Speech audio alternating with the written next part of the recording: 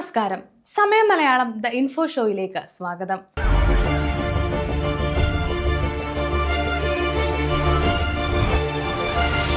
ഇന്ന് നമ്മുടെ ജീവിതത്തിൽ മാറ്റി നിർത്താൻ കഴിയാത്ത ഒന്നായി മാറിയിരിക്കുകയാണ് UPI. ചെറിയ കടകളിൽ മുതൽ ഷോപ്പിംഗ് മാളുകളിൽ വരെ പണമിടപാട് നടത്താൻ ആളുകൾ UPI മെത്തേഡാണ് കൂടുതലും ഉപയോഗിക്കാറ്.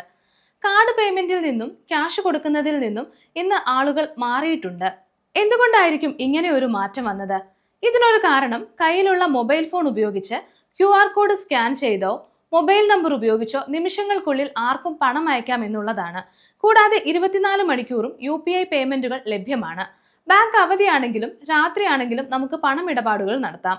കൂടാതെ ചില്ലറ പൈസ കൊടുക്കാൻ പറ്റില്ല എന്ന ബുദ്ധിമുട്ടും ഒഴിവാക്കാം. കൃത്യം 1 രൂപയാണെങ്കിൽ പോലും നമുക്ക് ഡിജിറ്റലായി നൽകാൻ സാധിക്കും. എല്ലാ ഇടപാടുകളുടെയും വിവരങ്ങൾ ഫോണിൽ തന്നെ ലഭ്യമായതിനാൽ നമ്മുടെ ചെലവുകൾ കൃത്യമായി ട്രാക്ക് ചെയ്യാനും ഇത് സഹായിക്കുന്നു എന്നുള്ളതാണ്. നിമിഷങ്ങൾക്കുള്ളിൽ ആർക്കും പണം അയക്കാം എന്നുള്ളതാണ് UPIയുടെ ഏറ്റവും വലിയ പ്രത്യേകതയെങ്കിലും ഈ വേഗത ചിലപ്പോൾ നമുക്കൊരു പാരയാകാറുണ്ട്.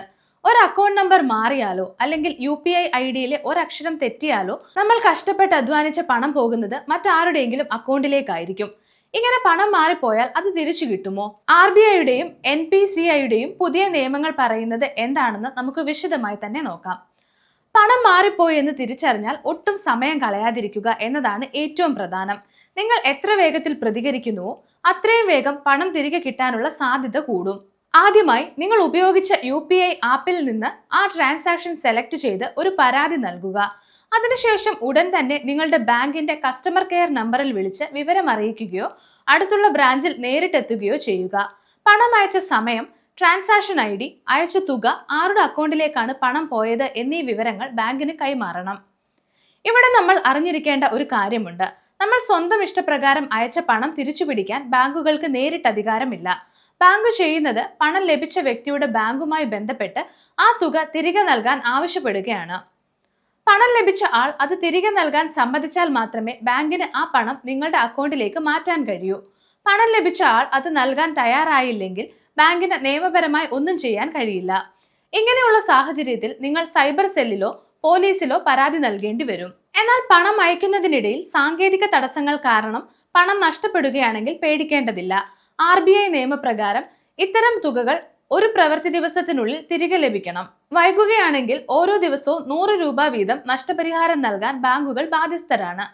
ബാങ്കിൽ പരാതി നൽകി 30 ദിവസമായിട്ടും പരിഹാരമായില്ലെങ്കിൽ നിങ്ങൾക്ക് RBI ഓംബുഡ്സ്മാനെ സമീപിക്കാം. കൂടാതെ NPCIയുടെ ഔദ്യോഗിക വെബ്സൈറ്റായ npci.org.in വഴി ഓൺലൈനായും പരാതി നൽകാവുന്നതാണ്.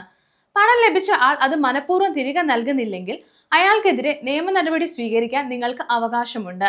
IPC നിയമപ്രകാരം മറ്റൊരാളുടെ പണം അന്യായമായി കൈവശം വെക്കുന്നത് കുറ്റകരമാണ്. UPI ഇടപാടുകൾ നടത്തുമ്പോൾ എപ്പോഴും ശ്രദ്ധിക്കുക. പണം അയക്കുന്നതിന് മുൻപ് അക്കൗണ്ട് ഉടമയുടെ പേര് തെളിയുന്നുണ്ടോ എന്ന് പരിശോധിക്കുക. വലിയ തുകകൾ അയക്കുന്നതിന് മുൻപ് 1 രൂപ അയച്ചു കൊടുത്ത് ഉറപ്പുവരുത്താവുന്നത് എപ്പോഴും നല്ലതാണ്. ഓർക്കുക, നമ്മളുടെ ശ്രദ്ധയാണ് നമ്മുടെ പണത്തിന്റെ സുരക്ഷ. ഇന്നത്തെ വീഡിയോ ഉപകാരപ്രദമായി എന്ന് വിശ്വസിക്കുന്നു. മറ്റൊരു വീഡിയോയുമായി വീണ്ടും കാണാം.